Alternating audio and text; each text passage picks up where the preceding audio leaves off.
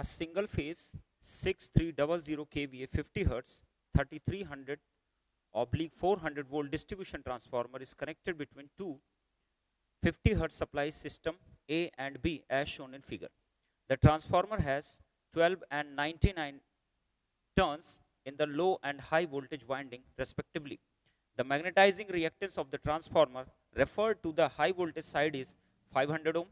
The leakage reactance of the high and low voltage windings are 1 ohm and 0.012 ohm respectively. Neglect the winding resistance and core losses of the transformer. The Thevenin voltage of the system A is 3300 volt, while that of the system B is 400 volt.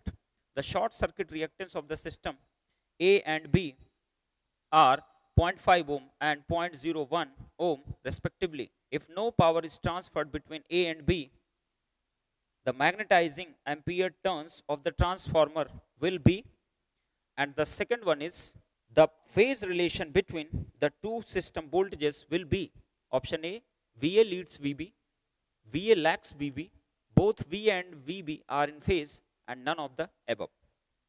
Hello everyone, welcome to Gate Academy.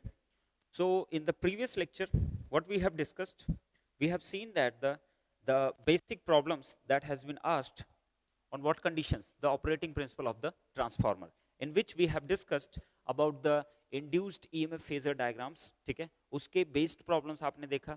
Next आपने और क्या चीजें देखा कि आप कैसे क्या कर सकते हो, नो लोड कंडीशंस पे आप चीजों को कैसे फाइंड आउट कर सकते हो, ये आपने बहुत ही अच्छे तरीके से देखा.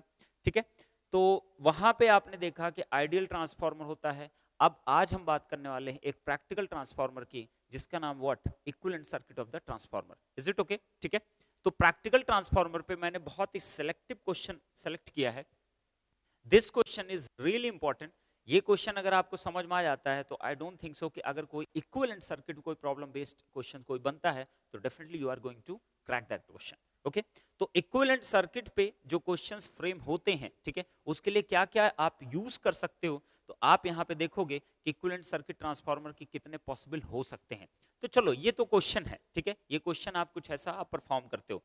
तो जब भी इक्विवेलेंट सर्किट पे कोई भी क्वेश्चन आपका पूछा जाता है, आपके साथ जो सबसे बड़ा एडवांटेज होना चाहिए, आप सबसे अच्छे होने चाहिए किस चीज में, आपको पता होना चाहिए कि रेफरिंग ऑफ द सर्किट कैसे होती है. अगर मैं प्राइमरी साइड को सेकेंडरी साइड करूं या सेकेंडरी साइड को प्राइमरी साइड में करूंगा तो मेरा रेफरिंग कितना इफेक्ट करेगा. रेफर्ड सर्किट आपको यूज करना पड़ता है. जैसे मैं बात करूं, इसी क्वेश्चन की मैं बात करूं, इट्स अ बिग क्वेश्चन. ठीक है, आप स्टेटमेंट देख के इसको कहोगे definitely it is a big question. ठीक है, बट इस क्वेश्चन से आप बहुत कुछ सीख सकते हो. ठीक है, मेरे पास क्या है, अगर मैं इस क्वेश्चन को सॉल्व करना चाहूं, ठीक है, यूजिंग दिस सर्किट, ठीक है, तो मेरे पास क्या है, आपके पास एक सर्किट प्राइमरी बनाना, दूसरा सर्किट कौन बना रहा है, आपका सेकेंडरी. ठीक है, तो मुझे क्या करना पड़ेगा कि मैं कुछ ऐसा करूं, क्योंकि इसको सॉल्व करना बहुत मुश्किल काम है. अगर मैं इंडिविजुअली सॉल्व करूं प्राइमरी और फिर क्या सेकेंडरी, तो ये मेरे लिए बहुत ही लेंदी प्रोसेस होगा. तो मैं क्या चाहूंगा, मैं चाहूंगा कि मेरा ये पूरा circuit this one and this one convert हो जाए किसी एक सिंगल सर्किट में, जिसमें फाइनली नेटवर्क थ्योरी में यूज करके मैं क्या कर सकता हूं, कुछ भी फाइंड आउट कर सकता हूं. Whatever it is asking we can find that thing. ठीक है, तो अगर मेरे पास एक प्रैक्टिकल ट्रांसफार्मर की बात की जाएगी तो प्रैक्टिकल ट्रांसफार्मर के अंदर क्या क्या पॉसिबल हो सकता है. आपके पास नो लोड पैरामीटर्स होंगे. नो लोड पैरामीटर्स में क्या क्या होते थे आपके पास, कि आपके पास कोर होता था. कोर में क्या होगा, मैग्नेटाइजिंग आपका रिएक्टेंस होगा, जो कि यहां पे भी गिवन है. ठीक है, नेक्स्ट आपके पास क्या होगा, कोर लॉस कंपोनेंट होगा, मतलब आरसी, जिससे आप रिप्रेजेंट किए थे लास्ट लेक्चर में, आपने यही सारी चीजें देखा था. ठीक है, तो अब उसके साथ साथ और क्या एडिशन होगा, आपके पास एडिशन होगा लीकेज फ्लक्स का. नेक्स्ट आपके पास क्या एडिशन होगा, आपका वाइंडिंग के रेजिस्टेंसेस का. तो अगर मैं एक सिंपलेस्ट फॉर्म में मैं इक्विवेलेंट सर्किट ड्रॉ करना चाहूं एक ट्रांसफार्मर का, तो जो एग्जैक्ट इक्विवेलेंट सर्किट आपके पास ट्रांसफार्मर होता है, सबसे पहले आपके पास होता है सप्लाई. ठीक है, तो दिस वन इज सप्लाई, इसको मैंने नाम दे दिया V1T. Is it correct? ठीक है, मैं अगर फेजर में बात कर रहा हूं तो सब कुछ मैंने फेजर में लिख दिया, तो V1 को मैंने कह दिया V1 बार. ठीक है, अब मेरे पास क्या होगा, तुरंत आपके पास वाइंडिंग होगा. वाइंडिंग का कुछ न कुछ क्या होगा, रेजिस्टेंस होगा. वाइंडिंग कुछ न कुछ लीकेज रिएक्टेंस आपके पास अवेलेबल होगा. ठीक है, नेक्स्ट आपके पास क्या होगा, नो लोड पैरामीटर होंगे, शंट ब्रांचेस होंगे, that is equal to RC. Next क्या होगा आपके पास, this is what, XM, this is JXM. इसको J आप लिखते हो, J is Y because it is inductance value. ठीक है, तो ये हो गया आपके पास प्राइमरी सर्किट. ठीक है, नेक्स्ट आपके पास क्या होता है, आप तुरंत आप आइडियल ट्रांसफार्मर पहुंच जाते हो. तो this is the complete model of what, primary side. ठीक है। यहां पे क्या होता है आपके पास, यहां जो वोल्टेज अवेलेबल होता है उसको आप क्या बोलते हो, E1। Is it correct? Induced EMF in the winding. मैं ऑलरेडी बता चुका हूं इंड्यूस्ड ईएमएफ की बातें जो की जाती हैं that is only for what, ideal transformer. Is it okay? तो E1 आप यहां रिप्रेजेंट करते हो, इसको मैंने नाम दे दिया R1, इसको मैंने क्या नाम दे दिया, JX1। ठीक है। अब क्या होता है, कोर आ गया आपके पास, दिस इज कोर। नेक्स्ट हम मूव करते हैं सेकेंडरी सर्किट पे। तो सेकेंडरी सर्किट में आपके पास क्या होता है, एक वाइंडिंग आपके पास अवेलेबल होती है। तो वाइंडिंग होती है, वाइंडिंग का कुछ ना कुछ रेजिस्टेंस मैंने ले लिया, वाइंडिंग का कुछ ना कुछ क्या ले लिया मैंने, रिएक्टेंस ले लिया। और फाइनली आपके पास यहाँ पे क्या होता है, आपके पास लोड टर्मिनल। तो यहाँ क्या आपके पास लगा होता है, that is a load, that is the ZL। और इसको मैंने कह दिया दिस इज VL बार, और इस करंट को मैंने नाम दे दिया I2, इसको मैंने लिख दिया JX2, और इसको मैंने क्या लिख दिया R2, और यहां पे जो इंड्यूस वोल्टेज होगा that is known as what, E2। Is it correct? ठीक है। तो अब बताओ मुझको, this circuit is what, this is what a equivalent circuit of a practical transformer. This is the winding resistance, this is the leakage. ठीक है। This one is core loss, this one is what, magnetizing component, this one is what, secondary winding resistance, this is the leakage reactance। ठीक है। this one is what, load condition। ठीक है। अब बात आती है, अगर मैं इसमें कुछ भी सोल्यूशन परफॉर्म करना चाहूं तो इस करंट को मैंने नाम क्या दे दिया, I1 प्राइमरी करंट। ठीक है। नेक्स्ट मैंने क्या कहा, ये कौन सी होती थी, नो लोड करंट। ठीक है। ये क्या होती थी, IC, और ये क्या होती थी, दैट इज IM, और इस करंट को आप क्या बोलते थे, I2 dash. Is it correct? आप याद करो, आपको बताया गया था जो आपके पास जो प्राइमरी MMF होता था वो हमेशा कितना होता था, N1 I1 इज इक्वल होता था N1 इंटू कितना, IM, प्लस कितना आपके पास N1 into what, I2 dash. ऐसा कुछ पाते थे। तो यहां क्या हो गया, this one is what, N1 is to what, N2। अब बताओ मुझको, जो रिलेशंस आप डेवलप किए हो, ठीक है, आपने रिलेशंस क्या पाए, turn ratio is equal to क्या पाया आपने, E1 divide by E2। E1 divide by E2 को ही आप क्या कहते हो, that is known as turn ratio. It's not V1 divide by V2, इसको V2 भी बोला जाता है, दिस इज V2। ठीक है। सेकेंडरी का टर्मिनल वोल्टेज। तो turn ratio is always defined for what, induce voltage, not the terminal voltage of supply voltage. तो V1 डिवाइड बाई V2 अगर आप लिखते हो टर्न रेशियो को, दैट इज रॉन्ग कंसेप्ट। ठीक है। हमेशा turn ratio is E1 by E2, या आप क्या कहते हो, टर्न रेशियो अगर करंट्स के टर्म में आप कहते हो तो आप क्या लिखते हो, I2 divide by what, I1। Is it correct और नॉट? तो these conditions are true for what, ideal condition.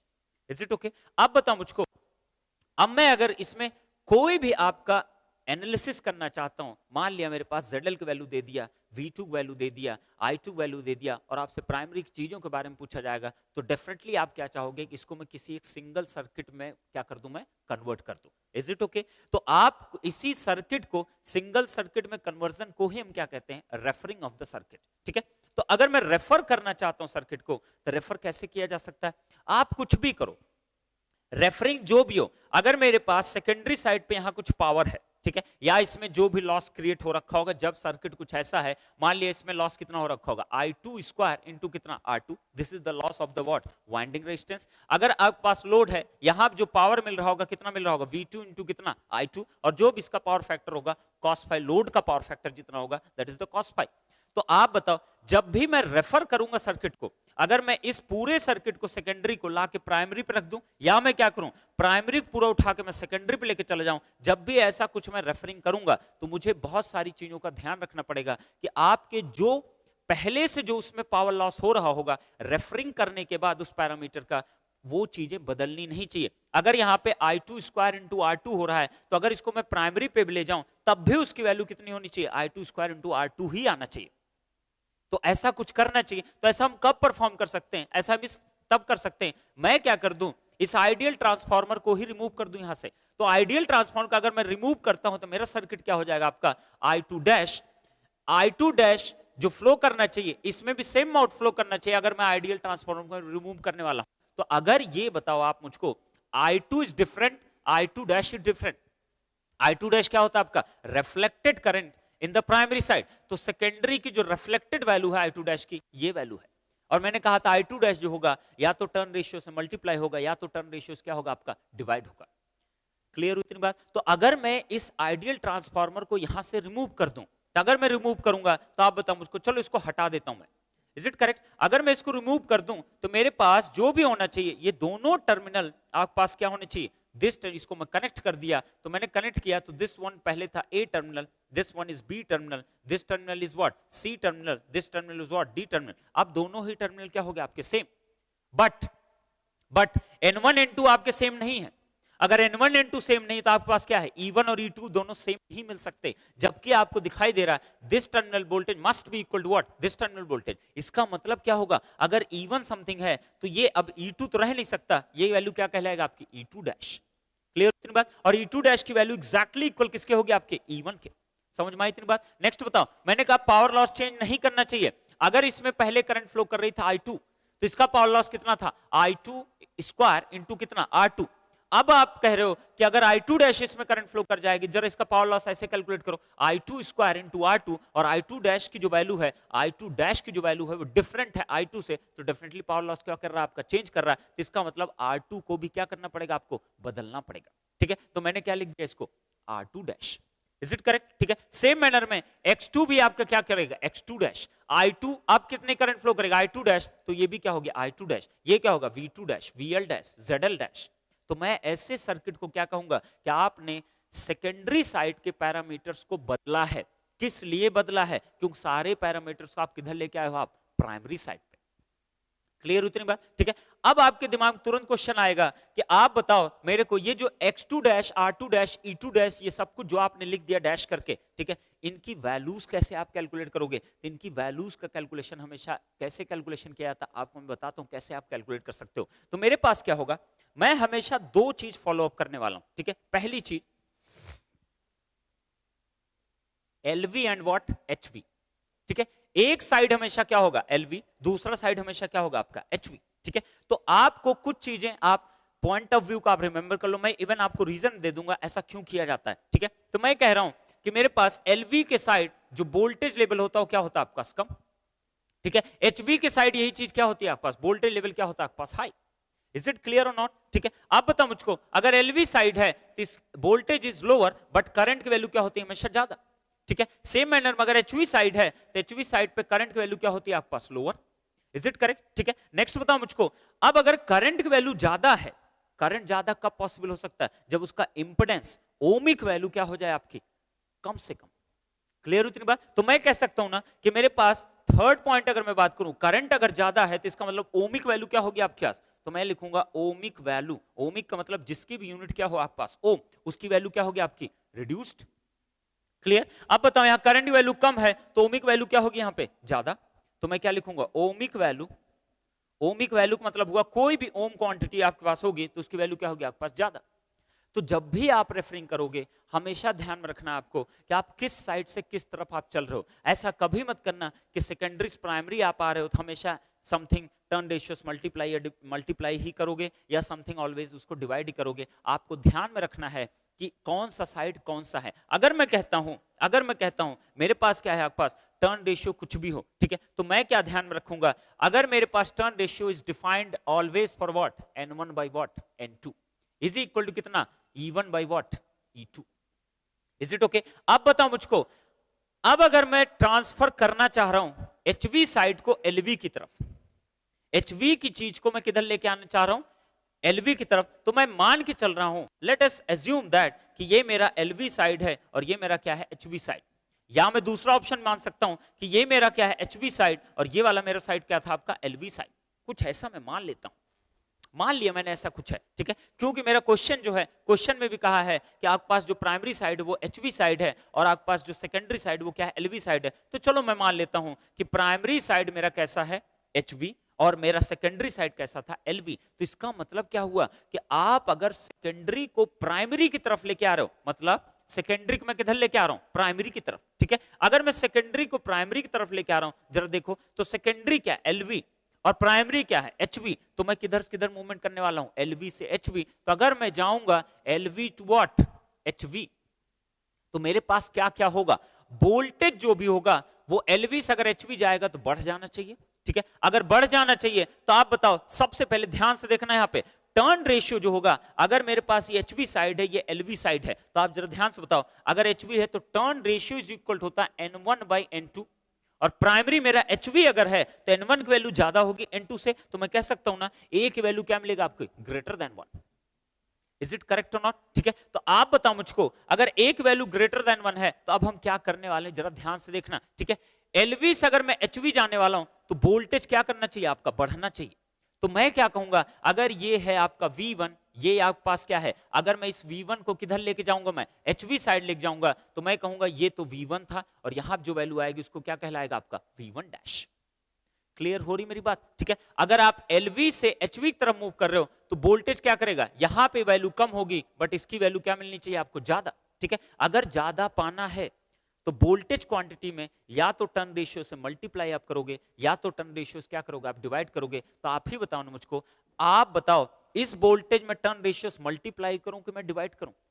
अगर मैं मल्टीप्लाई करता हूं तो V1 into greater than 1 quantity से आप मल्टीप्लाई करोगे, डेफिनेटली V1 की वैल्यू क्या मिलेगा आपको, ज्यादा। तो मैं क्या कहूंगा, V1 डैश जो मिलेगा वो क्या मिलेगा, 8 टाइम्स ऑफ व्हाट, V1। समझ में आई इतनी बात? ठीक है, सेम मैनर में आप बताओ, अगर मैं करंट की बात करूं, करंट मेरा LV साइड पे ज्यादा है, HV साइड पे कम होता है, तो अगर मैं इस चीज को HV साइड पे लेके जाऊंगा तो मेरे पास क्या होगा, ये वाली जो करंट होगी इसको मैं I1 अगर मान लेता हूं, तो I1 जो करंट होगी वो LV साइड पे क्या है, ज्यादा, बट अगर HV साइड में जाऊंगा तो I1 की वैल्यू क्या होनी चाहिए, I1 डैश, और इसकी वैल्यू ज्यादा आनी चाहिए किससे, I1 से, sorry it must be lower than what, I1 value. ठीक है, तो ये कैसे पॉसिबल हो सकता है, करंट में भी आप क्या करते हो, या तो टर्न रेशियो मल्टीप्लाई करोगे या तो टर्न रेशियो क्या करोगे, आप डिवाइड करोगे। ठीक है, तो टर्न रेशियो आप बताओ, अगर टर्न रेशियो की वैल्यू क्या है आपकी 1 से ज्यादा है, तो आप बताओ अगर मैं मल्टीप्लाई कर दिया तो इसकी वैल्यू तो और ज्यादा हो जाएगी ना इधर आके। ठीक है, तो मैं क्या करूंगा, टर्न रेशियो में डिवाइड करूंगा, तो आप बताओ I1 डैश को मैं क्या लिख सकता हूं, I1 डिवाइड बाई कितना, A।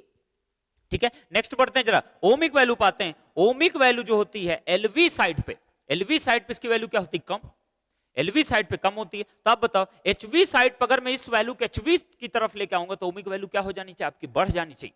तो बढ़ेगी कब, टर्न रेशियो के स्क्वायर से या तो मल्टीप्लीकेशन ओम में होता है, या तो A स्क्वायर से मल्टीप्लाई करोगे, या तो A स्क्वायर क्या होता है आपका डिवीजन होता है। तो A स्क्वायर से अगर आप मल्टीप्लाई करते हो तो आप बताओ मुझको इसकी वैल्यू बढ़ेगी कि नहीं बढ़ेगी। तो मैं क्या बोलूंगा आपका, कि जो आपके पास ओमिक डैश जो क्वांटिटी आएगी वो होगी ओम क्वांटिटी मल्टीप्लाइड बाय कितना, A स्क्वायर।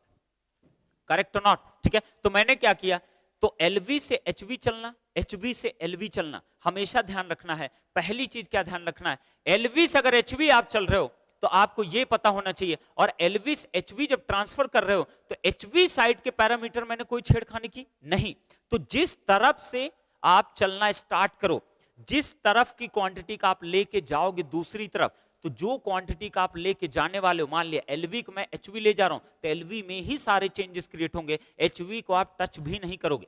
अगर इसी को मैं उल्टा चलता, अगर मैं इसी को उल्टा चलता, इसी तरीके ट्रांसफार्मर अगर मैं कहता कि मैं क्या करने वाला हूं, प्राइमरी क्वांटिटी को सेकेंडरी लेके जाने वाला हूं, तो प्राइमरी का अगर मैं सेकेंडरी लेके जाने वाला हूं तो इसका मतलब क्या होगा, HV से LV चलूंगा। तो HV से LV चलोगे तो ये सारा प्रोसेस क्या हो जाएगा आपका, उल्टा हो जाएगा कि नहीं हो जाएगा। वोल्टेज अगर ज्यादा है तो इधर कम होना चाहिए, तो कम कब होगा आपका, जब A से क्या मारोगे आप, डिवाइड। ठीक है, सेम मैनर में I की वैल्यू इधर बढ़नी चाहिए तो A से क्या करोगे आप, मल्टीप्लाई। सेम मैनर में अगर ओमिक वैल्यू इधर कम हो जानी चाहिए, तो कम होगी कब, जब A स्क्वायर से क्या करोगे आप, डिवाइड करोगे। तो रेफरिंग के टाइम पे आप हमेशा इस चीज को याद रखो कि आप क्या करने वाले हो, हमेशा किस चीज को किधर ले जा रहे हो इस पे डिपेंडेंसी होती है, ना कि इस पे डिपेंड करता है कि प्राइमरी टू सेकेंडरी है कि सेकेंडरी टू प्राइमरी। तो ऐसा बुक्स में लिखा होता है कि सेकेंडरी से प्राइमरी आ रहे होते हैं, A स्क्वायर से मल्टीप्लाई कर दो या K स्क्वायर से मल्टीप्लाई कर दो, whatever it has been written there. ठीक है, आप ऐसा कभी नहीं रिमेंबर करोगे, आप हमेशा ध्यान रखो कि HV से LV चल रहे हो कि LV से HV चल रहे हो। क्लियर उतनी बात? ठीक है, तो मेरे पास क्या है, ये ट्रांसफार्मर का अगर मैं इक्विवेलेंट सर्किट में ड्रॉ करने वाला हूं तो ऑब्वियसली मैं हमेशा या तो सेकेंडरी प्राइमरी लाऊंगा या तो प्राइमरी को मैं किधर लेके जाऊंगा, सेकेंडरी साइड। तो जितनी भी अगर मैं कह रहा हूं कि सेकेंडरी को मैं प्राइमरी लेके आने वाला हूं तो प्राइमरी की क्वांटिटी में कोई टच नहीं होगा, मतलब V1 I1 R1 X1 RC IM IC I0 XM इन E1 इन सब में कोई वेरिएशन नहीं होगा, वो एज इट इज रहेंगे। जो भी चेंजेस आएंगे किस में आएंगे, E2 बन जाएगा E2 डैश, R2 बन जाएगा R2 डैश, X2 हो जाएगा X2 डैश, I2 क्या हो जाएगा I2 डैश, V2 क्या हो जाएगा V2 डैश, VL क्या हो जाएगा VL डैश, ZL क्या हो जाएगा ZL डैश। और आपको पता है जितनी भी वोल्टेज क्वांटिटी होंगी वो हमेशा या तो A से मल्टीप्लाई करोगे या तो A से डिवाइड करोगे। ठीक है, सेम मैनर में जितनी भी करंट क्वांटिटी होंगी सब के सब क्या होंगे आपके पास, या तो ऐसे मल्टीप्लाई या तो डिवीजन। जितनी भी ओमिक क्वांटिटी होंगी, ओमिक मतलब जिसकी यूनिट ओम हो, इसकी भी यूनिट क्या ओम, इसकी भी यूनिट क्या ओम, इसकी भी यूनिट क्या ओम। जितनी भी ओमिक क्वांटिटी होंगी या तो ए स्क्वायर से मल्टीप्लाई होगा या तो ए स्क्वायर क्या होगा आपका डिवीजन। क्लियर हुई इतनी बात? तो ये है रेफरिंग का तरीका कि आप इस तरीके से क्या करो, हमेशा रेफर्ड सर्किट आप बनाते हो। किसी भी आपका ट्रांसफार्मर के इक्विवेलेंट सर्किट जब भी आप ड्राइंग करोगे, आप इस तरीके कुछ रेफरिंग आप क्रिएट करते हो। समझ में आई इतनी बात? ठीक है, तो इसको बोलते हैं, this is known as the exact equivalent circuit of the transformer. या आप कहते हो कि ये मेरा जो ट्रांसफार्मर है, this is the exact equivalent circuit of the what, transformer. ठीक है, और इसी का नाम होता है this is the referred circuit of the transformer equivalent. इसका मतलब कि आप चाहे सेकेंडरी प्राइमरी ले जाओ या प्राइमरी किस पे ले जा सकते हो, सेकेंडरी पे। तो अब हम क्या करने वाले हैं, ये तो हो गया एग्जैक्ट सर्किट। ठीक है, अब इसमें दो सर्किट और आते हैं, एक को बोलते हैं फर्स्ट अप्रोक्सीमेटेड इक्विवेलेंट सर्किट और सेकंड का नाम क्या होता है आपके पास, that is known as the second approximated equivalent circuit या फाइनल अप्रोक्सीमेटेड इक्विवेलेंट सर्किट। तो मैं फर्स्ट अप्रोक्सीमेशन की बात करता हूं। आप एक काम करो, आप क्या कर सकते हो, ये जो आपके पास ए बी टर्मिनल है, ठीक है, इसको भूल जाओ। आपके पास सेकेंडरी सर्किट का क्या चीज है, जस्ट फॉरगेट अबाउट। ठीक है, तो मैंने क्या कह दिया, अगर इसके क्रॉस में यहां पे निकालूं क्या, मैं ए बी के क्रॉस में निकालूं प्लस माइनस क्या VTH, और क्या निकालूं मैं ZTH। ठीक है, अगर मैं ए बी के क्रॉस ZTH और VTH अगर मैं कैलकुलेट करता हूं तो VTH कभी भी आप निकाल लेना, VTH की जो वैल्यू निकल के आएगी वो हमेशा अप्रोक्सीमेटली इक्वल कितने होता है आपके पास, V1 के। आप कभी भी कैलकुलेट कर लेना, any time you can calculate. आपके पास जो VTH आती है वो वैल्यू अप्रोक्सीमेटली इक्वल किसके होती है, V1 के। तो आप कहते हो जब ये वोल्टेज अप्रोक्सीमेटली इसके इक्वल है तो मैं कह सकता हूं ना कि इस टर्मिनल इन दोनों के क्रॉस जो वोल्टेज दिखाई देगा वो कैसा होगा आपके पास, अप्रोक्सीमेटली V1। और वो तभी पॉसिबल हो सकता है, कब पॉसिबल हो सकता है, जब इन दोनों के क्रॉस जो ड्रॉप होगा क्या होगा आपके पास, बहुत ही माइन्यूट। क्या होगा, अगर ये ड्रॉप बहुत ही कम होगा तो ऑब्वियसली ये वोल्टेज लगभग इतना ही दिखाई देगा जितना इन दोनों के क्रॉस वोल्टेज होगा, जिसको आप क्या कह रहे हो, VTH। तो मैं क्या कहने वाला हूं कि इसको बोलते हैं फर्स्ट अप्रोक्सीमेटेड सर्किट। इसका मतलब अगर मैं इस वोल्टेज और इस वोल्टेज को लगभग इक्वल बनाना चाहता हूं तो मैं क्या कहूंगा, इस पूरी ब्रांच को उठा कहां शिफ्ट कर दो आप, इस पॉइंट पे। तो मैं कहूंगा अगर मैं फर्स्ट अप्रोक्सीमेटेड इक्विवेलेंट सर्किट में बनाने वाला हूं तो मैं क्या करने वाला हूं, मैं इसको उठा के कहां कर दूंगा, मैं इसको उठा के मैं किसके इक्वल पुट कर दूंगा, मैं दैट इज इक्वल टू ये वाला सर्किट कहां आ जाएगा आपके पास, यहां पे। इसको बोलते हैं हम क्या, first approximated equivalent circuit of the transformer. This is JXM and this one is what, RC। Is it correct? ठीक है, अब बता मुझको, अब I नॉट क्या हो गया, दिस वन I नॉट, और यही I2 डैश किस में फ्लो कर रही है, आपकी R1 और X1 में फ्लो करना स्टार्ट कर देगी। Is it okay? नेक्स्ट आता है, this is known as first approximated equivalent circuit. अब आपके पास क्या आता है, कभी भी आप वो VTH कैलकुलेट करना अप्रोक्सीमेटली इक्वल किसके आएगा आपके पास, V1 आता है, तभी कहते हो कि आप शंट ब्रांच को मैं शिफ्ट कर देता हूं प्राइमरी की तरफ, कहां, सप्लाई वोल्टेज की एग्जैक्टली सामने। ठीक है, अब आपके पास क्या आता है, you can calculate the VTH value. ठीक है, अब आप बताओ मुझको सेकंड अप्रोक्सीमेशन क्या होता है। आप कहते हो जो नो लोड करंट होती है ट्रांसफार्मर, उसका काम क्या होता है, एक तो मैग्नेटाइज करना कोर को, दूसरा काम क्या होता है आपका, कोर लॉसेस को कंपनसेट करना। ठीक है, तो ये दोनों काम करने के करंट की रिक्वायरमेंट होती है वो अप्रोक्सीमेटली आपके पास जो अवेलेबल होती है 3 to 5% of the what, full load current, full load current। तो मैं क्या कह रहा हूं कि मेरे पास जो I नॉट की वैल्यू होती है वो बहुत ही माइन्यूट अमाउंट ऑफ करंट होती है। अगर मैं बात करता हूं फुल लोड कंडीशन में जो करंट फ्लो करने वाली इस ट्रांसफार्मर में, तो मैं कह सकता हूं इस ब्रांच को मैं क्या कर सकता हूं, नेग्लेक्ट कर सकता हूं। अगर मैं नेग्लेक्ट कर दूंगा इस ब्रांच को तो मेरे पास ये I नॉट खत्म हो जाएगा। तो इसका मतलब क्या हुआ, आपके पास this is known as the final approximated equivalent circuit of the what, transformer. तो इसको मैं क्या बोलूंगा, this is the final approximated equivalent circuit of the transformer. तो आपका जो फाइनल अप्रोक्सीमेटेड इक्विवेलेंट सर्किट है उसको मैं ये भी कर सकता हूं, कुछ इस तरीके से मैं बना सकता हूं। क्या मैं बना सकता हूं, बोलो ना। मेरे पास क्या होगा, टोटल रेजिस्टेंस कितना, R इक्विवेलेंट। ठीक है, टोटल क्या रिएक्टेंस, ये क्या होगा आपके पास, JX इक्विवेलेंट। और फाइनली यहां पे क्या होगा आपके पास, लोड। Is it correct? और लोड की वैल्यू कितनी लिखे हो आप, ZL डैश। यहां पे क्या होगा आपके पास, VL डैश। और ये करंट क्या होगी, I2 डैश। और यहां क्या होगा आपके पास, प्लस माइनस क्या, V1। करेक्ट? ठीक है, जिसमें R इक्विवेलेंट की जो वैल्यू होती है that is equal to R1 plus what, R2 dash. Same manner में X इक्विवेलेंट वैल्यू होती है X1 plus what, JX2 dash. Is it okay? ठीक है, तो this is known as final approximated equivalent circuit. इसका जो एप्लीकेशन होता है वो किसमें होता है, शॉर्ट सर्किट टेस्ट में। ठीक है, सेम मैनर में जो आपका फर्स्ट अप्रोक्सीमेटेड इक्विवेलेंट सर्किट है वो किस में यूज होता है आपका, that is used in the open circuit test. Is it okay? तो ये 3 तरीके कुछ सर्किट हमेशा यूज होंगे, but don't bother about that thing कि आप कोई भी सर्किट यूज करो, जो आंसर जो आएंगे वो बहुत ही थोड़ा वेरी करने वाले हैं। Is it okay? चाहे आप यूज करो एग्जैक्ट इक्विवेलेंट सर्किट, चाहे आप फर्स्ट अप्रोक्सीमेटेड, या आप कौन सी यूज कर सकते हो, final approximated equivalent circuit of the transformer. अब चलो चलते हैं अपने किस पे, क्वेश्चंस की तरफ देखते हैं। क्या मेरा एग्जैक्टली क्वेश्चन मेरे से पूछा गया? तो मेन प्रोस्पेक्टिव क्या है मेरा, कि मुझे पता होना चाहिए कि जो रेफरिंग होगी उसको मैं कैसे करूंगा। तो आप रेफरिंग के लिए हमेशा क्लियर होने चाहिए कि मैं जब रेफरिंग करूंगा तो मुझे पता होना चाहिए कौन सा साइड HV है, कौन सा साइड क्या है आपके पास LV, and you can decide which one is LV, which one is what, HV. Is it correct or not? ठीक है, तो मेरे पास क्या, चलो देखते हैं जरा इस क्वेश्चन में हम क्या क्या कर सकते हैं। तो अब हम देखते हैं जरा इस क्वेश्चन में क्या चीज कहा गया। आपके पास क्या है, एक सप्लाई VA है और क्या आपके पास है VB है। ठीक है, दोनों वोल्टेजेस आपको मेंशन किए गए। VA जो वैल्यू है आपके पास गिवन है, VA is equal to 3300 volt. ठीक है, और आपके पास VB जो वैल्यू है that is equal to 400 volt. तो आप तुरंत बताओ आपके पास जो वोल्टेजेस अवेलेबल है ट्रांसफार्मर के, वो VTH और कौन से दे रखे हैं, VTH on the primary side, और क्या आपके पास दे रखा है VTH on the secondary side. तो सबसे पहले मैं किसकी बात कर लूंगा, टर्न रेशियो। टर्न रेशियो आ गया 3300 डिवाइड बाय कितना, 400 वोल्ट। इज इट करेक्ट और नॉट? ठीक है, तो अब मेरे पास क्या आ गया, this is the turn ratio. तो टर्न रेशियो में कैलकुलेट कर लिया, मेरे पास कितना आ गया 33 divide by how much, 4। This is the turn ratio. तो मैं कह सकता हूं ना, this one is HV side और this one is what, LV side. Is it correct? अब बताओ मुझको, टर्न रेशियो मुझे सबसे पहले पता चल गया। अब जो गिवन डेटा है उसके अकॉर्डिंग अगर मैं सर्किट बनाता हूं तो मेरे पास क्या मिलेगा, बताओ मुझको क्या मिलने वाला सर्किट। दिस इज VA, देखते रहो। ठीक है, दिस इज VA। नेक्स्ट मेरे पास क्या है, आपके पास 0.5 दिया हुआ शॉर्ट सर्किट इंपेडेंस। ठीक है, that is equal to 0.5 ohm, but इसके साथ साथ इसका leakage reactance of the primary भी गिवन है, that is equal to 1 ohm. तो मैं क्या कहूंगा, this will be 1 ohm will be there. This is the leakage reactance 1 ohm. Next क्या दिया हुआ है, मैग्नेटाइजिंग ब्रांच का आपके पास क्या है, आपके पास रेजिस्टेंस होता है और क्या होता है XM। तो मैं फाइनल इक्विवेलेंट सर्किट आप बना रहे हो आप, तो this one is what, JXM, और XM की वैल्यू आपको दे रखी है J कितना, 500। ठीक है, अब बताओ मुझको, कोर लॉस इसने कहा है क्वेश्चन में दैट इज इक्वल टू 0। अगर कोर लॉस 0 है, प्राइमरी वाइंडिंग का रेजिस्टेंस भी 0 होगा, क्योंकि उसने बोला वाइंडिंग में कोई लॉस नहीं हो रहा, कोर में कोई लॉस नहीं हो रहा। तो इसका मतलब R1 जो यहाँ पे होगा वो भी 0 होगा, और RC भी क्या होगा आपके पास 0। तो इसका मतलब क्या हो गया आपके पास, there is no RC, circuit will be here. ठीक है, अब बता मुझको, नेक्स्ट मेरे पास क्या दे रखा है, सेकेंडरी साइड पे जो आपको दे रखा है, यहां आपके पास क्या हो गया, दिस इज द ट्रांसफार्मर। ठीक है, सेकेंडरी साइड पे भी सेम चीजें दी हुई हैं, that is the short circuit आपके पास जो इंपेडेंस दे रखा है that is 0.01 ohm, that is J। Next इसका लीकेज रिएक्टेंस जो दे रखा है that is equal to JX2, और JX2 की वैल्यू दे रखी है कितनी मेरे पास, दैट इज इक्वल टू 0.012 ओम। तो मैं कहूंगा JX2 और that is equal to J.012 क्या ओम। फाइनली मेरे पास ये क्या दिया हुआ है, that is voltage like this one. Is it correct?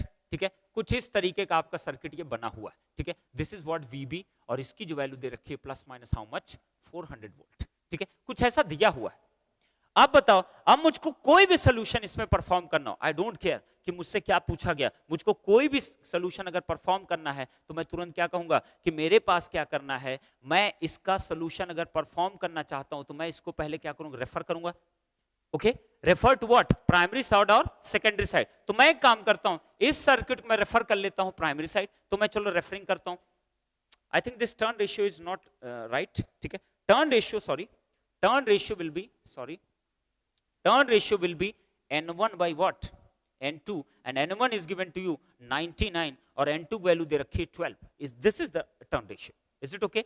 Turn ratio is equal to what, N1 by N2. I have written wrong thing. Okay, this one is correct. Okay, अब बताओ मुझको, अगर मैं करना चाहूं इस सेकेंडरी को मैं प्राइमरी लाना चाहूं, तो आप बताओ मुझको कौन सा साइड HV कौन सा LV है। मेरे पास क्या है, प्राइमरी साइड क्या मेरे पास HV, और ये साइड क्या है आपके पास LV। तो आप क्या करने वाले हो, LV से HV की तरफ आ रहे हो। ठीक है, और LV से HV की तरफ आ रहे हो, टर्न रेशियो आपके पास क्या है, दैट इज 99 बाई कितना 12, इसका मतलब 1 से आपका ज्यादा आएगा। ठीक है, तो आप बताओ मुझको, चलो स्टार्ट करते हैं, कौन सी वैल्यू चेंज नहीं करेगी, जो चेंज ना करे उसको एज इट इज लिख दो।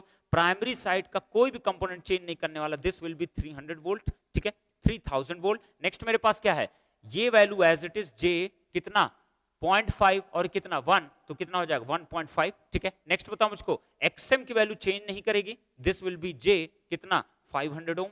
Is it okay? नेक्स्ट बताओ, जो भी चेंज करने वाला सेकेंडरी का, तो सेकेंडरी के दोनों रिएक्टेंस आपके चेंज कर जाएंगे, और नेक्स्ट क्या, वोल्टेज भी आपका चेंज कर जाएगा। तो ये मैंने इक्विवेलेंट सर्किट बना दिया। मेरे पास कितना आ गया, this is equal to VB, और ये वैल्यू भी आपकी क्या होगी, VB डैश। ओके, चलो देखते हैं जरा। इसको मान लो, इसको x2 कहा है, तो इसको मान लो J of what, XL2। Is it okay? तो अब चलो देखते हैं जरा क्या क्या आने वाला है। तो मेरे पास ये क्या आ जाएगा, JXL2 डैश, और ये आ जाएगा JX2 व्हाट डैश। ठीक है, तो आप कैलकुलेट करते हैं, जरा देखते हैं क्या आने वाला है। सबसे पहले निकालते हैं XL2 डैश की वैल्यू कितनी आएगी। ठीक है, तो आप बताओ, आप LV से HV की तरफ आए तो जितनी भी ओमिक क्वांटिटी होंगी उसमें या तो a स्क्वायर से मल्टीप्लाई होगा, या तो a स्क्वायर से क्या होगा, डिवीजन होगा। अगर मैं LV साइड पे हूं तो मेरा इंपेडेंस की वैल्यू क्या होगी आपकी, LV साइड पे आपको पता है करंट की वैल्यू ज्यादा होती है। अगर करंट की वैल्यू ज्यादा होती है तो इसका मतलब LV साइड पे जो इंपेडेंस होता है वो हमेशा क्या होता है, कम। ठीक है, अगर मैं LV से HV आऊंगा तो मेरा इंपेडेंस क्या हो जाना चाहिए, बढ़ जाना चाहिए। तो बढ़ेगा कब, जब a स्क्वायर से मैं मल्टीप्लाई इसमें करूंगा कि a स्क्वायर से मैं इसको डिवाइड करूंगा। जब a स्क्वायर से आप मल्टीप्लाई करोगे तो मैं क्या लिखूंगा यहाँ पे, a square times of what, XL2 that is equal to 99 divide by 12 का होल स्क्वायर इनटू कितनी वैल्यू दे रखी है, 0.01 something ohm you will gate.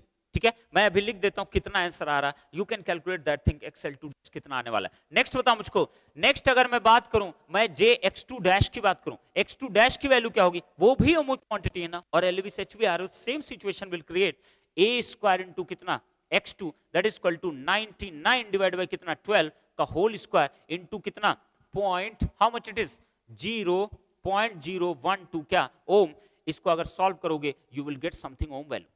Is it okay? तो अगर मैं वैल्यू की बात करूं तो XL2 डैश जो मेरे पास आया हुआ है दैट इज इक्वल टू 0.8167, तो मेरे पास कितना आया है, 0.8167। ठीक है, एंड नेक्स्ट वैल्यू जो मेरे पास आई है that is how much, that is equal to 0.68, तो मेरे पास कितना आया है, 0.68। तो ये वैल्यू मेरे पास कितनी आई, 0.68।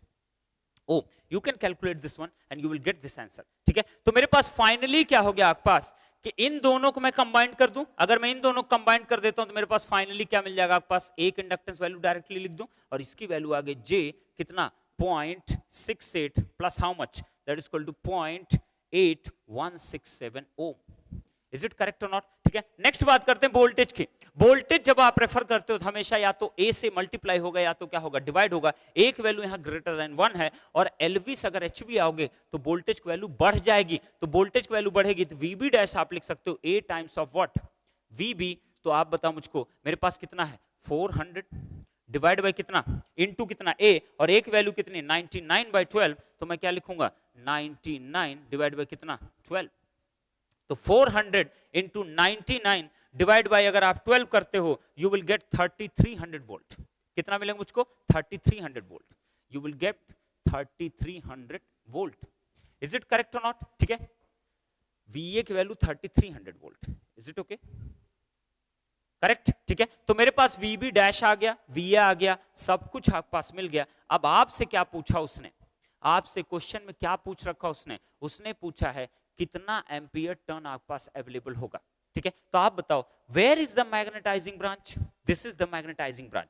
मुझको एम्पियर टर्न निकालना है तो दिस इज इसका प्राइमरी का जो नंबर ऑफ टर्न्स है कितने हैं, 99, और जो आपका मैग्नेटाइजिंग करंट होगी उसको अगर मैं मल्टीप्लाई कर दूंगा तो मैं जान जाऊंगा कितना MMF क्रिएट हुआ था। एम्पियर टर्न का मतलब क्या होता है, MMF, N into what, I, और MMF के लिए कौन सी करंट रिस्पॉन्सिबल होती है, दैट इज दिस वन।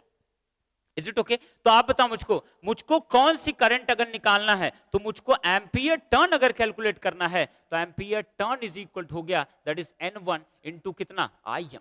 तो N1 की वैल्यू आपको गिवन है 99, मुझको क्या केवल चाहिए, IM का बस मैग्नीट्यूड चाहिए। अगर मुझको IM का मैग्नीट्यूड मिल जाए तो आई कैन से दैट कितना एम्पियर टर्न आपके पास अवेलेबल होगा। तो आप बताओ मुझको, मैं सबसे पहले बात करता हूं अप्रोच 1 की। पहला अप्रोच जो पॉसिबल हो सकता है, ठीक है, पहला अप्रोच जो आप कैलकुलेट कर सकते हो to get the value of what, IM। ठीक है, तो मेरे पास क्या है, अभी एक सिंपल नेटवर्क है जिसमें मैं क्या लगा सकता हूं, नेटवर्क एनालिसिस। ठीक है, अगर मैं नेटवर्क एनालिसिस लगाऊं तो ये करंट मुझको चाहिए IM, यही चाहिए मुझको। तो IM निकालना इट्स वेरी इजी टास्क। आप क्या करो, इसके क्रॉस वोल्टेज निकालो इस नोड पे, तो मैं इसको क्या मान लिया नोड वोल्टेज VC। ठीक है। तो नोड वोल्टेज अगर VC पता चल गया, VC डिवाइड बाय कितना कर दो, J500, you will get the value of what, IM। तो मैं सबसे पहला क्या कहूंगा, अप्रोच 1 क्या कर सकते थे आप, you can use nodal analysis. क्या यूज कर सकता था मैं, नोडल एनालिसिस। अगर मैं नोडल एनालिसिस लगाता तो मेरे पास क्या मिलने वाला था, जरा लगाओ नोडल एनालिसिस। नोडल एनालिसिस का सबसे बेस्ट अप्रोच, मैं आपको एक शॉर्ट ट्रिक आपको बताऊंगा, but it's not right time to do that thing. मैं क्या करने वाला हूं, अगर इसमें नोडल एनालिसिस लगाने वाला हूं, सबसे पहले लिखूंगा नोड वोल्टेज, तो मैंने क्या लिख दिया, VC बार, ठीक है। नेक्स्ट, जितने भी ओमिक वैल्यू आपकी कनेक्टेड है उससे सबको क्या कर दो, 1 बाई फॉर्म में क्या कर दो, आप ऐड कर दो। तो मैं क्या लिखूंगा, 1 बाई J500, तो मैं क्या लिखने वाला हूं, 1 बाई J500, ठीक है। नेक्स्ट क्या, प्लस, ठीक है। नेक्स्ट मेरे पास कितना है, 1 बाई J1.5, तो मैं क्या लिखूंगा, 1 बाई J कितना, 1.5। नेक्स्ट कितना, प्लस, नेक्स्ट बताओ मुझको, ये कितना वैल्यू है, 1 बाई J कितना, 0.68 प्लस कितना, पॉइंट कितना है, 8167 ओम, ठीक है। तो सारा मैंने एडिशन कर दिया, जितने भी इस नोड से कनेक्टेड थे सबको मैंने क्या कर दिया, आपका ऐड कर दिया। Is there any node left, आपके पास और कोई नोड बचा, ठीक है। तो मेरे पास अब कोई नोड नहीं बचा। इज इक्वल टू, तो मेरे पास क्या होगा, जितने भी वोल्टेज सोर्सेज हो, जो भी इसके इस नोड से जिसका जो टर्मिनल कनेक्टेड उतना प्लस करना आपको। तो बताओ, इसका पॉजिटिव इससे कनेक्टेड है, तो मैं कहूंगा प्लस, कौन सा, VA, तो मैं क्या लिखूंगा, VA डिवाइड बाय कितना, जो भी उस लाइन का इंपेडेंस हो कितना है, J1.5, तो मैं क्या लिखूंगा, J1.5, और VA की वैल्यू कितनी मेरे पास अवेलेबल है, that is equal to 3300 volt, ठीक है। नेक्स्ट बताओ, प्लस इसका भी पॉजिटिव टर्मिनल किससे कनेक्टेड आपके पास, इस टर्मिनल से, तो इसका मतलब इसका भी क्या लिखो, पॉजिटिव, तो मैं क्या लिखूंगा, VB डैश, और VB डैश की वैल्यू कितनी आपके पास अवेलेबल है, 3300 डिवाइड बाई जितना भी इस लाइन का आपके पास रिएक्टेंस अवेलेबल है, कितना अवेलेबल है, J0.68 प्लस कितना, 0.8167। तो आपके पास क्या मिल गया, you have got one expression. आपके पास इस पूरे एक्सप्रेशन बताओ कितना अननोन आपके पास अवेलेबल है, 1 अननोन, ठीक है। अगर एक अननोन आपके पास अवेलेबल है तो आप क्या कर सकते हो, इसको सॉल्व कर सकते हो। If you solve this one, definitely you are going to get what, VC bar. VC bar आपको मिलेगा, VC बार की वैल्यू वोल्टेज पाओगे, तो बताओ IM की वैल्यू क्या निकल जाएगी, VC bar divide by what, XM, JXM, ठीक है। और XM वैल्यू कितनी है आपके पास, 500। तो आप क्या निकाल सकते हो, IM का magnitude, you can find that thing by using this analysis, ठीक है। तो आप जब फाइंड आउट करोगे, you will get the same answer whatever I am going to get, ठीक है। बट अगर मैं कहूं, ठीक है, इट्स ओके, VC बार आप कैलकुलेट करोगे, and at least you must try. आपको क्या करना चाहिए, इसको ट्राई करना चाहिए, इट इज वेरी एडवांटेजेस, ठीक है। आपको इसको ट्राई करोगे तो आपको नेटवर्क का भी थोड़ा रिवीजन हो जाएगा। जो आप AC सर्किट पढ़ते हो, AC सर्किट में अगर नोड वोल्टेज आपको निकालना है तो definitely you have to do like this one, ठीक है। तो मेरे पास क्या हो गया, VC बार निकल गया, VC बार निकल गया तो IM बार निकल जाएगा, IM बार निकला तो उसका मैग्नीट्यूड पता चल जाएगा। इसका जो भी आंसर आएगा, समथिंग मैग्नीट्यूड आएगा और समथिंग एंगल आएगा। मैग्नीट्यूड को आप मल्टीप्लाई डायरेक्ट 99 से कर दो, आपको जो वैल्यू आएगी that is your ampere turn, and this is your right answer. अब चलते हैं, जरा देखते हैं दूसरा मेरे पास क्या पॉसिबिलिटी हो सकती, ठीक है। तो मेरे पास दूसरी पॉसिबिलिटी अगर मैं कैलकुलेट करना चाहूं इसके अंदर, तो मेरे पास दूसरा पॉसिबल केस क्या हो सकता था, मैं इसमें सुपरपोजिशन थ्योरम यूज करता हूं। कौन सा थ्योरम यूज कर सकता हूं, सुपरपोजिशन में थ्योरम यूज कर सकता हूं। तो सुपरपोजिशन अगर मैं थ्योरम यूज करूंगा, तो सुपरपोजिशन चलो लगा के देखते हैं जरा क्या आने वाला है मेरे पास। तो सेकंड अप्रोच क्या हो सकता है कि आप सुपरपोजिशन थ्योरम यूज करो। तो मेरे पास क्या है, अगर चलो मैं सुपरपोजिशन थ्योरम लगाऊं, देखो जरा क्या मिलेगा मुझको, ठीक है। तो मैं यूज करने वाला हूं सुपरपोजिशन थ्योरम। तो देखो जरा क्या होने वाला सुपरपोजिशन थ्योरम से। सबसे पहले बात करते हैं सुपरपोजिशन थ्योरम। तो मेरे पास दो सोर्सेज अवेलेबल हैं, एक टाइम पे एक ही सोर्स एक्टिवेट होगा। तो मैं सबसे पहला यूज करने वाला हूं, this is approach two. Approach two अगर मैं बात करता हूं, मैं किसकी बात कर रहा हूं, सुपरपोजिशन थ्योरम, ओके। तो सुपरपोजिशन थ्योरम चलो लगाते हैं। सबसे पहले केस फर्स्ट मैं ले रहा हूं, जब VA क्या है आपके पास एक्टिवेटेड, तो VB क्या है आपके पास उस टाइम पे 0, शॉर्ट सर्किट है, ठीक है। तो अगर मैं शॉर्ट सर्किट इसको कर दूं, तो आप बताओ मुझको फाइनली क्या चाहिए, आपका IM की वैल्यू चाहिए ना, ठीक है। तो मैं क्या करूंगा, सबसे पहले मैं ये करंट फाइंड आउट करूंगा। इसको मैंने नाम दे दिया समथिंग I1, ठीक है, I1 नाम दे दिया। तो आप बताओ मुझको, अगर मैं सुपरपोजिशन थ्योरम से मैं IM निकालना चाह रहा हूं, तो मैं क्या लिखूंगा, IM इज इक्वल टू कितना मिलेगा, IM1 प्लस कितना, IM2। इज इट करेक्ट और नॉट? ठीक है, तो IM1 प्लस कितना IM2, ध्यान रखना ये सब क्या है आपके फेजर समीशन। ठीक है, IM1 जो है वो VA की वजह से है, IM2 किसकी वजह से आएगा, VB की वजह से आएगा। तो फर्स्ट केस में कर रहा हूं, तो आप बताओ सबसे पहले अगर IM1 मुझको निकालना है तो मैं क्या करूंगा, सबसे पहले I1 कैलकुलेट करूंगा। तो I1 इज इक्वल टू कितना आएगा, VA बार डिवाइड बाई कितना, देखो जरा ध्यान से, आप बताओ मुझको, ये शॉर्ट हुआ तो ये रिएक्टेंस और ये वाला रिएक्टेंस क्या हो जाएगा आपस में पैरेलल, और इन दोनों का पैरेलल कॉम्बिनेशन इसके साथ क्या बनेगा आपका सीरीज। तो फाइनली आपके पास जो मिलेगा VA बार टोटल इंपेडेंस की वैल्यू आएगी J 1.5 प्लस, ठीक है, parallel combination of J 500 in parallel with what J कितना 0.68 plus how much 0.8167। Is it okay? I'm not going to solve this one. ठीक है, और VA बार की जो वैल्यू आपके पास है that is equal to how much? VA bar is equal to आपके पास जो given है that is equal to 3300 at an angle of what? 0 degree. Is it okay? तो I1 की वैल्यू आप क्या कर सकते हो, आप कैलकुलेट कर सकते हो। You can calculate and you must try to calculate. तो आप बताओ मुझको इसका पैरेलल कॉम्बिनेशन अगर मुझको लिखना है तो सबसे पहले मैं क्या करूंगा, that is equal to इसका पैरेलल अगर लिखना चाहते हो तो आप कैसे लिखते हो बोलो मुझको, J 500 into J कितना 0.68 प्लस कितना 0.8167 डिवाइड बाय कितना लिखोगे आप, J 500 प्लस कितना J कितना 0.68 प्लस कितना 0.8167। Is it okay? आप इसका पैरेलल कॉम्बिनेशन आप निकाल सकते हो कैसे, J स्क्वायर कितना हो जाएगा माइनस, ठीक है, और J ये इतना है, ये भी J क्वांटिटी सब ऐड हो जाएगा। तो फाइनली आप बता सकते हो नीचे वाला जो पूरा टर्म आने वाला है वो J के फॉर्म में ही निकल के आएगा। क्लियर? तो आप इसको at least you must try. This is the very lengthy question, ये क्वेश्चन बहुत ही लेंदी क्वेश्चन है, तो बट यहां से आपको क्या क्या सीखने को मिल सकता है ये इंपॉर्टेंट है। ठीक है, अगर इस क्वेश्चन का आप परफॉर्म कर लेते हो तो इक्विवेलेंट सर्किट पर आपको कभी भी प्रॉब्लम नहीं होने वाली। ठीक है, तो मैं क्या कर दिया, I1 कैलकुलेट करूंगा। I1 अगर आप कैलकुलेट करते हो using this relation, you are going to get, आपको क्या मिलने वाला है, I1 की जो वैल्यू मेरे पास जो अवेलेबल है, I1 की वैल्यू निकल के आएगी आपके पास, that is equal to 1105.3 at an angle of how much, that is equal to -90। इतना आपके पास आएगा।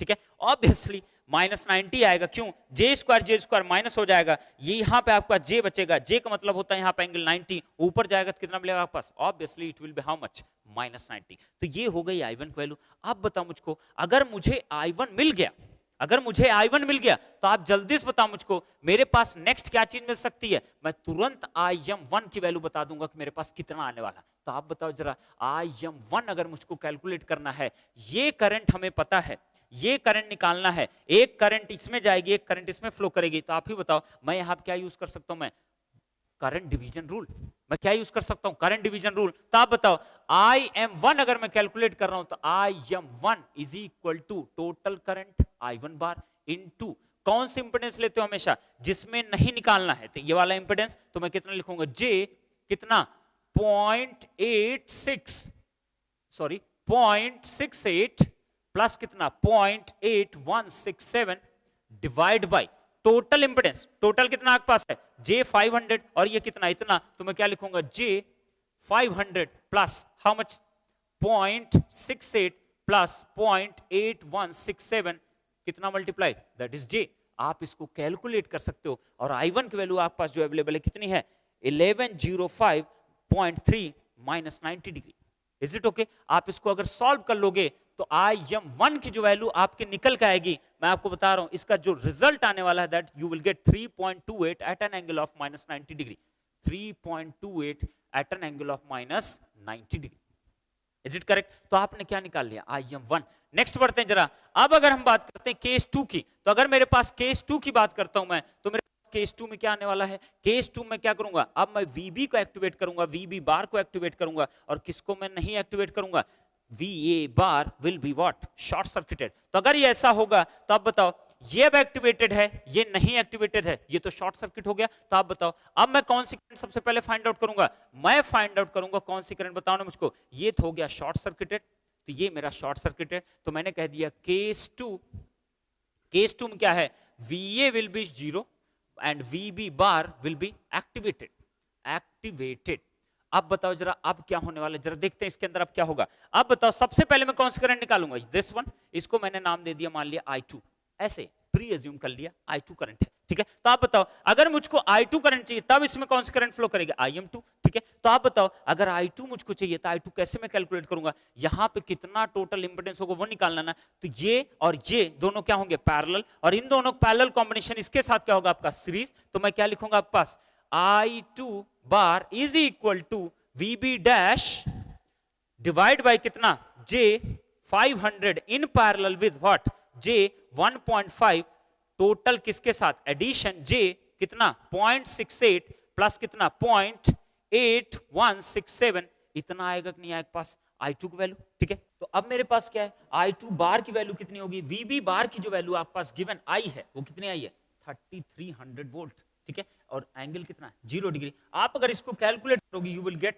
3300, मैं डायरेक्टली लिख रहा हूं यहाँ पे J 2.98 अप्रोक्सीमेटली इतना आपका पास आएगा। You can calculate this thing, I am not going to calculate all this calculation, it's your duty कि आप इसका पैरेलल कॉम्बिनेशन कैलकुलेट करो। आपको बता चुका हूं कैसे कैलकुलेशन करना, प्लस करो इतने के साथ तो आपके पास कुछ ऐसा आने वाला है, ठीक है। अब बताओ इसका मतलब क्या हुआ, ये जो वैल्यू निकल के आएगी that is equal to 3300 divide by 2.98, ठीक है। एंगल कितना आने वाला मेरे पास, that is equal to J यहाँ पे है तो ये प्लस 90, ऊपर गया कितना हुआ -90, तो कितना आएगा -90, इज इट करेक्ट, ठीक है। अब बताओ I2 भी आपने निकाल लिया, अब फाइनली मेरे पास जो निकालने की चीज है वो क्या निकालने वाला हूं मैं, that is equal to IM2। तो मेरे पास IM2 जो निकलेगा, IM2 इज इक्वल टू, बताओ मुझको IM2 मुझको चाहिए, टोटल करंट पता है, फिर से मैं क्या लगाऊंगा, करंट डिवीजन रूल। तो करंट डिवीजन रूल लगाओगे तो मेरे पास क्या मिलेगा, I2 इंटू कौन सा इंपेडेंस लूं मैं, दिस वन, तो मैं क्या लिखूंगा J 1.5 divide by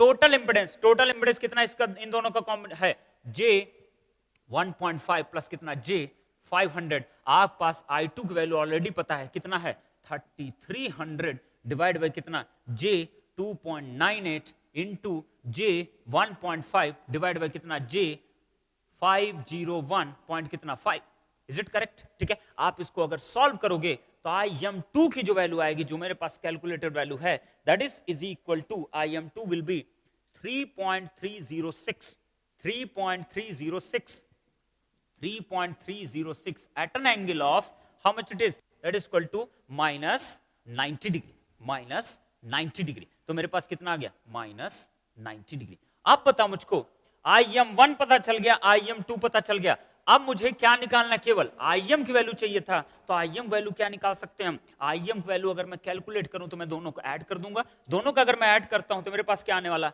IM bar is equal to IM1 plus कितना IM2, मेरे पास कितना आएगा, पहली जो वैल्यू आई थी 3 पॉइंट कितना आया था 28 at an angle of -90, next value आई 3 पॉइंट कितना 306 at an angle of what -90।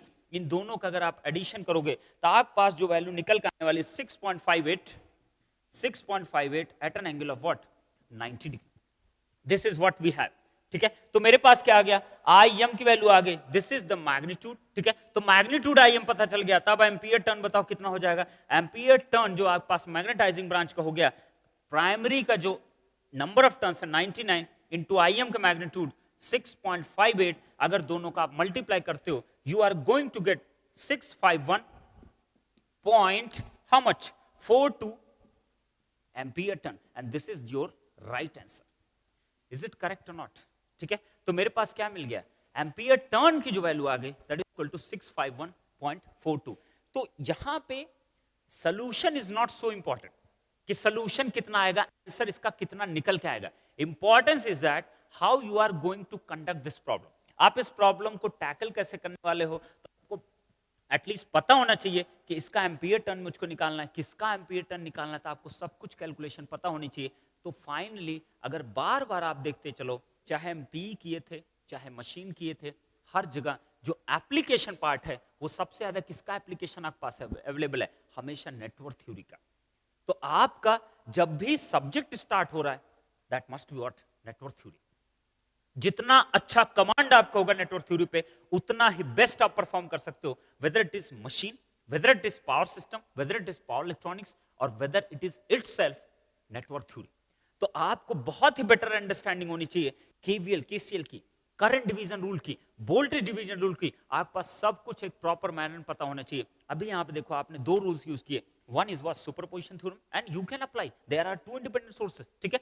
Same manner में आपने पहला जो मेथड अप्लाई किया था नोडल एनालिसिस, आप बताओ मुझको कौन सा आसान था, whether it is superposition principle or whether it is a nodal analysis, definitely nodal is the best one, ठीक है। नोडल्स अगर ये कैलकुलेशन आप परफॉर्म करते डेफिनेटली आप विद इन 1 और 2 मिनट्स में आप क्या कर सकते हो, इस एग्जांपल को आप क्रैक कर सकते थे, ठीक है।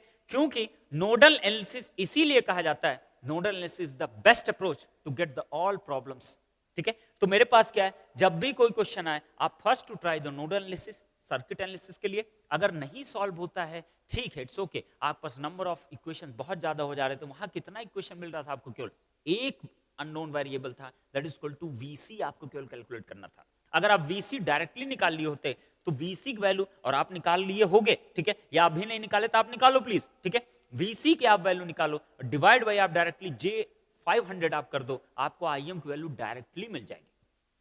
समझ में आई इतनी बात? तो आप थोड़ा सा ध्यान रखो कि एग्जैक्टली आप किस वे में अप्रोच करने वाले हो। मैंने इस तरीके से कुछ अप्रोच किया, इसीलिए मैंने दोनों अप्रोच आपको समझाने की कोशिश की। अब ये मैं नहीं कर सकता कि मैं इसको क्या करूं, इसको मैं कैलसी लेके सॉल्व करूं, ठीक है, ऐसा नहीं हो सकता। आप क्या करोगे, इट्स योर ड्यूटी कि आप क्या करो, एटलीस्ट प्रैक्टिस करो कि दो आपके पास जे टर्म है, इसका अगर पैरेलल कॉम्बिनेशन आपको कैलकुलेट करना तो at least you must practice through your online calcy. और जो लोग 19 के लिए प्रिपेयर कर रहे हैं, ठीक है, 19 वालों बच्चों के लिए ये मेरा सजेशन है कि आप जो भी आपसे परफॉर्मेंस किया करो वो हमेशा कहां से किया करो, आप ऑनलाइन वर्चुअल कैलकुलेटर से। इसका मतलब आपके पास एटलीस्ट सस्ते से सस्ता, कोई किसी के पास बहुत पैसा है तो वो एक महंगा मल्टीमीडिया फोन ले सकता है, किसी के पास कम पैसा है तो डेफिनेटली आजकल 6 to 7,000 रुपीज में आपको एक मल्टीमीडिया सेट मिल जाएगा, आप उसको यूज करो, जिसमें ऑनलाइन कैलसी का आप अभी से प्रैक्टिस आप स्टार्ट कर दो। नहीं तो बाद में क्या प्रॉब्लम होती है कि जब भी आप कैलकुलेटर यूज करते हो, नॉर्मली तो आप साइंटिफिक कैलकुलेटर आप यूज कर लेते हो, उसमें बहुत जल्दी जल्दी कैलकुलेशन आप परफॉर्म कर लेते हो, बट जब एग्जाम में आ जाता है ऐसी प्रॉब्लम, फिर तो हालत खराब हो जाएगी। समझ में इतनी बात? तो आपको हमेशा ध्यान रखना कि आपकी प्रैक्टिस हमेशा एक प्रॉपर वे में चलती रहनी चाहिए। तो ऑनलाइन वर्चुअल कैलसी आप इंस्टॉल करो, प्ले स्टोर पर आपको मिल जाएगा या आईआईटी वेबसाइट पर आपको मिल जाएगा, आप उसको इंस्टॉल करो अपने मोबाइल में और उसको प्लीज यूज करो, ठीक है। और जो फंक्शन नहीं समझ में आते आप उसको यूजर गाइड देखो कि उसमें ये चीज करना है तो मैं कैसे परफॉर्म कर सकता हूं। तो please try to understand, use the online virtual calculator, क्योंकि रियल एग्जामिनेशन में आपको वही कैलसी मिलेगा, टेस्ट सीरीज में वही कैलसी मिलेगा, तो प्रैक्टिस भी आपकी अभी उसी कैलसी होनी चाहिए। जितना ज्यादा प्रैक्टिस रहेगा उतना ही अच्छा क्या परफॉर्म कर पाओगे अपने टेस्ट सीरीज में, अपने मॉक टेस्ट में, अपने सब्जेक्ट वाइज टेस्ट में, अपने सीबीटी में, अपने किसमें, रियल एग्जामिनेशन। तो जितना प्रैक्टिस में रहोगे उतना फायदा मिलेगा रियल एग्जामिनेशन में। तो अभी से थोड़ा इस तरह के दीस कैलकुलेशन और व्हाट बिग वन, ठीक है। तो ये बिगेस्ट क्वेश्चन था अभी तक का ट्रांसफॉर्मर, जितने भी क्वेश्चन मैंने देखे आज तक, ठीक है, उसमें सबसे अच्छा क्वेश्चन मुझे लगता है इक्विवेलेंट सर्किट, ठीक है। तो क्योंकि इसमें कैलकुलेशन थोड़ी नेटवर्क थ्योरी का एप्लीकेशन है, तो आप क्या कर सकते हो, आप इजी वे में भी जा सकते हो, आप नोडल यूज करो, you will get your answer, ठीक है। तो this is the ampere turn, how you will calculate the ampere turn off the system. आप बताओ मुझको अब मेरे पास क्या अवेलेबल है कि मुझे अब दूसरा क्वेश्चन क्या पूछा गया इसके अंदर। चलो देखते हैं जरा दूसरा क्वेश्चन इसी क्वेश्चन में क्या पूछा गया था।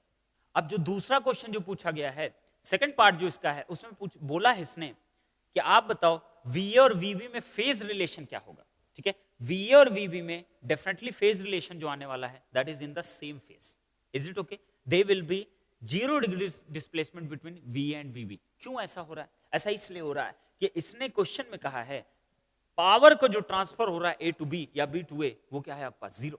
तो मैं क्या कहूंगा आपके पास, P इज इक्वल टू, अगर मैं बात करूं कि यहां से वहां तक पावर या वहां से यहां तक पावर को जो भी ट्रांसफर हो रहा है उसको आप लिख सकते हो, you have heard about this equation, ठीक है। VA into VB divide by कितना, एक्स इक्विवेलेंट इंटू कितना, साइन डेल। आपने ऐसा कुछ सुना हुआ, ठीक है। तो आप बताओ मुझको, अगर P की वैल्यू में कह दूं 0 है तो इसका मतलब क्या हुआ कि डेल की वैल्यू क्या है आपके पास, इज इट 0 और मैक्सिमम। ये P कब मैक्सिमम होता था, जब आपके पास लोड एंगल क्या होना चाहिए, that must be how much, 90 degree.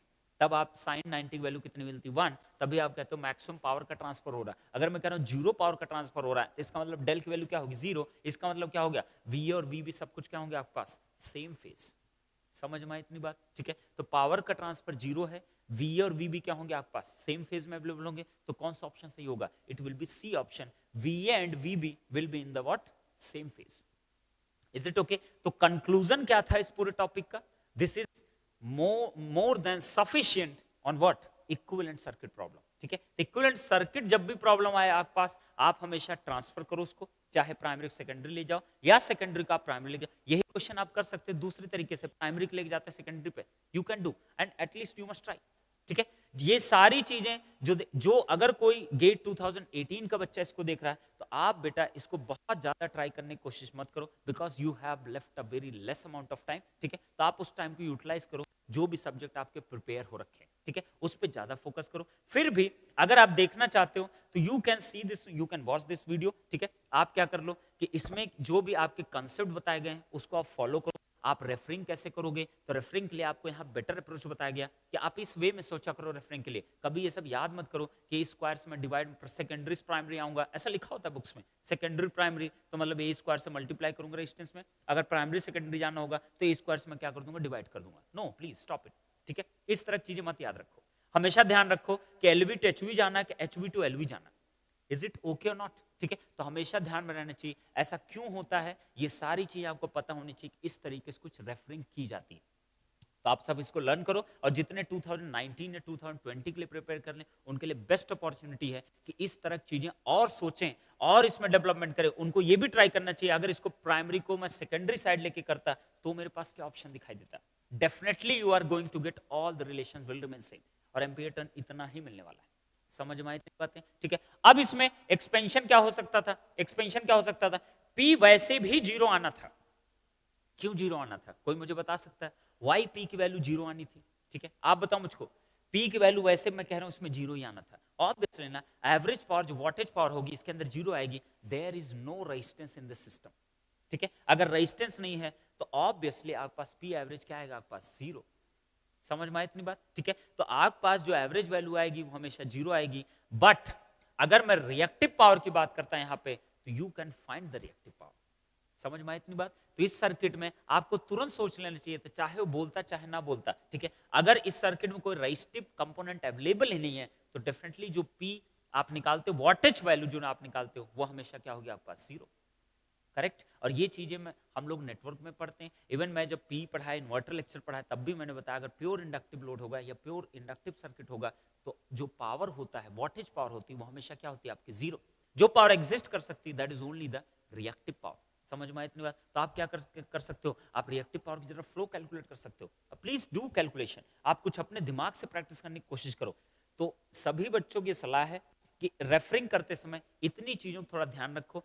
Proper जो मेन आपका पॉइंट है, रेफरिंग कैसे करना है, ए स्क्वायर का मल्टीप्लाई डिवाइड ए, कब मल्टीप्लाई डिवाइड ए, ओमिक वैल्यूम कैसे आप करोगे, करंट में कैसे करोगे, वोल्टेज में कैसे करोगे। तो आप please try to understand all this things, ठीक है। और नेटवर्क थ्योरी आप लगाना सीखो कि नेटवर्क थ्योरी कैसे होगा। और फाइनली आफ्टर 3 to 4 लेक्चर्स मैं आपको एक बहुत ही बेस्ट तरीका आपको सिखाऊंगा कि आप क्या कर सकते हो, नोडल एनालिसिस और मेश एनालिसिस बहुत ही आसान वे में लगा सकते हो, ठीक है। आप लोग जो करते हो, एक कन्वेंशनल अप्रोच आप लोग करते हो, V A minus something, V B minus something, V C minus something, divide by इतना इतना बहुत कुछ कर डालते हो, ठीक है। मैं आपको सिखाऊंगा जिससे आपके कम से कम नहीं तो 2 से 3 स्टेप क्या हो जाएंगे आपके, सेव कर ले जाओगे आप, ठीक है। और आपको पता चलेगा कि नोडल उस तरीके से अगर आप लगाते हो तो आपके लिए हर एक चीज बहुत आसान होती चली जाएंगी, ठीक है।